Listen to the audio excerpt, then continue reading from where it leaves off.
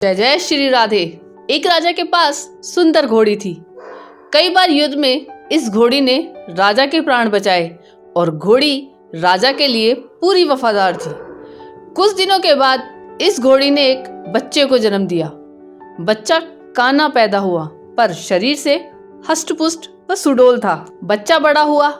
बच्चे ने माँ से पूछा, माँ, मैं बहुत बलवान हूँ पर काना हूँ, यह कैसे हो गया? इस पर घोड़ी बोली, बेटा, जब मैं गर्भवती थी तब राजा ने मेरे ऊपर सवारी करते समय मुझे एक कोड़ा मार दिया था, जिसके कारण तू काना हो गया। यह बात सुनकर बच्चे को राजा पर गुस्सा आया और माँ से बोला, माँ, मैं इसका बदला लूंगा। माँ ने कहा, राजा ने हमारा पालन पोषण किया है, तू जो स्वस्थ है, सुंदर है, उसी के पोषण से तो है। यदि राजा को एक बार गुस्सा आ गया तो इसका अर्थ यह नहीं कि हम उसे क्षति पहुंचाएं। मगर उस बच्चे के समझ में कुछ नहीं आया। उसने मन ही मन राजा से बदला लेने की ठान ली। वह लगातार राजा से बदला लेने के बारे में सोचता रहता था और एक दिन यह मौका घोड़े को मिल गया।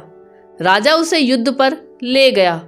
युद्ध लड़ते लड़ते राजा एक जगह घायल हो गया। घोड़े के पास राजा को युद्ध के मैदान में छोड़कर भाग निकलने का पूरा मौका था। यदि वह ऐसा करता तो राजा या तो पकड़ा जाता या दुश्मनों के हाथों मार दिया जाता। मगर उस वक्त घोड़े के मन में ऐसा कोई ख्याल नहीं आया और वह राजा को तुरंत उठाकर वापस महल ले आया।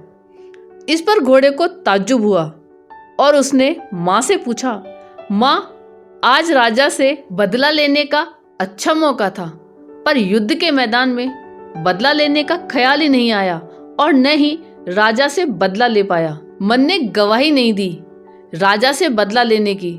ऐसा क्यों हुआ? इस पर घोड़ी हंसकर बोली, बेटा, तेरे खून में और तेरे संस्कार में धोखा है ही नहीं। तू जानबूझकर तो धोखा दे ही नहीं सकता। तुझसे नमक हरामी हो नहीं सकती, क्योंकि तेरी नस्ल में तेरी माँ का ही तो अंश है। मेरे संस्कार और सीख को तू कैसे झुठला सकता है?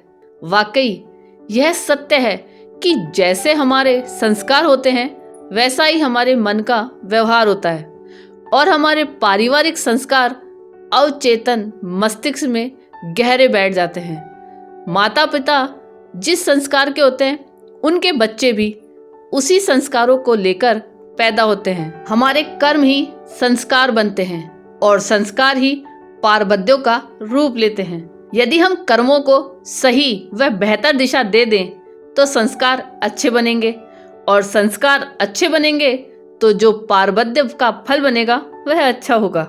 अतः हमें प्रतिदिन कोशिश करनी होगी कि हमसे जानबूझकर कोई गलत काम ना हो और हम किसी के साथ कोई छल कपट या धोखा भी ना करें। बस इसी से ही स्थिति अपने आप ठीक होती जाएगी और हर परिस्थिति में प्रभु की शरण न छोड़ें तो अपने आप सब अनुकूल हो जाएगा। यह कहानी आपको कैसी लगी यह कमेंट करके जरूर बताइएगा। चैनल पर नए हो तो सब्सक्राइब जरूर कीजिएगा और वीडियो को लाइक और शेयर कीजिएगा। धन्यवाद।